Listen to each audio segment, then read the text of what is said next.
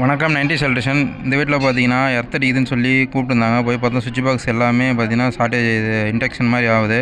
எல்லாம் செவுரு எல்லாமே மண் செவுரு தான். அந்த மழை ஏறத்துக்கு பார்த்தீங்கன்னா செவுருமே கீழே தரையும் அரிக்குது, செவுருமே ஓதமாக தான் இருந்தது. சுவிட்ச் பாக்ஸ்லாம் கழட்டி போடும்போது எல்லாமே பழைய மாடல் தான் போட்டிருந்தாங்க, மர பாக்ஸு. அதனால் எல்லாமே மாற்றிடலான்னு சொன்னாங்க அந்த வீட்டுக்காரம்மா. அந்த ஒரே ஒரு லேடி மட்டும்தான் இந்த வீட்டில் இருக்காங்க.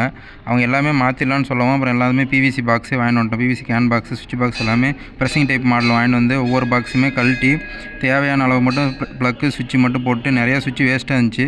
இருந்த மாதிரியே போட்டுவிட்டு லைனை கொடுத்து விட்டு லைன் செக் பண்ணி ஆன் பண்ணி காட்டிட்டு வந்துட்டோம். ஏன்னா இது வந்து அவங்க யூஸ் பண்ணும்போது எர்த் அடிக்குது, தொட்டாவே ஷாக் அடிக்குதுன்னு சொல்லி தான் கம்ப்ளைண்ட் பண்ணியிருந்தாங்க. அதனால தான் இது எல்லாமே மாற்றிருக்கோம். இந்த வேலைக்கு பார்த்தீங்கன்னா நாங்கள் 2 பேர் போயிருந்தோம். 3 மணி நேரம் ஆச்சு இந்த வேலை செய்கிறதுக்கு. மொத்தம் 3 சுவிட்ச் பாக்ஸு.